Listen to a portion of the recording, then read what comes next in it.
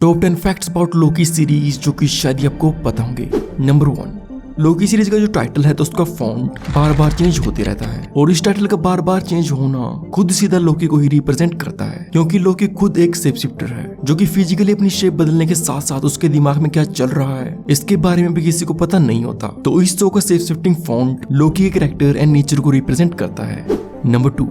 Marvel studios को लोकी के character के ऊपर एक शो बनाने की सबसे बड़ी वजह थी इसकी स्टोरी, क्योंकि लोकी मार्वल कॉमिक्स में हजारों साल जी चुका है और इस सीरीज के जरिए हमें उसके बहुत सारे अनसीन एडवेंचर्स को कुछ हिस्टोरिकल इवेंट्स के साथ कनेक्ट करके दिखाया गया है, जैसे कि हमें डीबी कूपर वाला किस्सा देखने को मिला था। नंबर 3,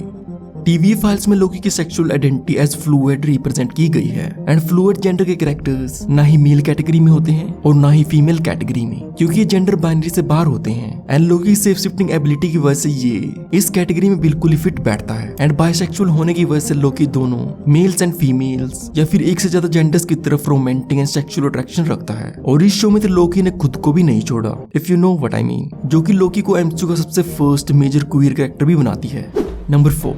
एक्टर ओवेन विल्सन ने एजेंट मोबियस का रोल करने से पहले और इस कैरेक्टर की प्रिपरेशंस के लिए कोई भी मार्वल कॉमिक नहीं पढ़ी थी, क्योंकि टॉम हिडलसन ने खुद ओवेन विल्सन को पूरे मार्वल सिनेमैटिक यूनिवर्स के बारे में खुद ही एक्सप्लेन किया था कि इसकी शुरुआत कैसे हुई, इसमें क्या क्या हुआ और अभी क्या हो रहा है। एंड लोकी सीरीज से भी पहले ये दोनों एक्टर्स एक साथ मिडनाइट इन पेरिस मूवी में भी काम कर चुके हैं। नंबर 5, इस शो में हमें मिस मिनट नाम की जो एनिमेटेड क्लॉक देखने को मिली है तो इसकी इंस्पिरेशन मिस्टर डीएनए नाम के कार्टून कैरेक्टर से ली गई थी, जो कि 1993 में आई जुरासिक पार्क मूवी में जुरासिक पार्क में आए टूरिस्ट को वहां के बारे में एक्सप्लेन करता था और ऐसा ही काम मिस मिनट टीवीए में करती है। Number 6, TVA agents different timelines में जंप करने के लिए जिन डोर्स का यूज करते हैं तो इन्हें ऐसी टाइमलेस लुक देने के लिए लगभग 150 डिफरेंट डोर डिजाइन्स कंसीडर किए गए थे। इसके बाद इस डोर की इंस्पिरेशन भी ड्यून 1984 में दिखाई गई इस शील्ड से ली गई थी।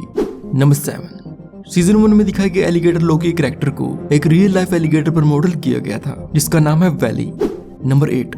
सीजन 1 के एपिसोड 4 में लेडी शिफ जब लोकी पर उसके बाल काटने का इल्जाम लगाती है तो ये स्टोरी नॉर्थ माइथोलॉजी पर ही बेस्ड है, जिसमें एक्चुअल में लोकी लेडी शिफ के गोल्डन हेयर्स को काट देता है और फिर थोर को पता चलने पर वो लोकी को मार मार के उसे ब्लैक एल्व्स को ढूंढने के लिए कहता है, जो कि अपनी मैजिकल एबिलिटी से हेयर्स को फिर से क्रिएट एंड ग्रो कर सकते हैं।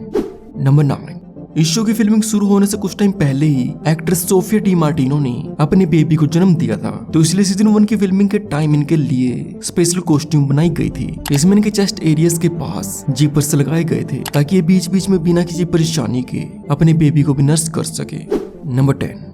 इस शो में सिल्वी बाकी सारे लोकी वेरिएंट से बिल्कुल डिफरेंट होती है और इसकी स्टोरी भी इन सबसे बिल्कुल अलग होती है, क्योंकि टीवीए वाले से बहुत ही छोटी उम्र में ही पकड़ लेते हैं और इसके टाइमलाइन को रिमूव कर देते हैं, तो इसलिए इसे एस्गार्ड, थोर इन सब के बारे में कुछ ज्यादा पता नहीं होता। और इस शो में सिल्वी का माइंडसेट बिल्कुल थोर मूवी वाले लोकी जैसा ही होता है, जो कि किसी पर भी भरोसा नहीं करता, तो इसलिए सीजन 1 के एंड में लोकी के इतना कन्विंस करने के बाद भी सिल्वी वही सब करती है जो कि उसने सोचा होता है। और अब तक आई थोर की सभी मूवीज के फैक्ट्स के बारे में जानने के लिए आप मेरी इन सब वीडियोस को देख सकते हो and also like and subscribe if you enjoyed.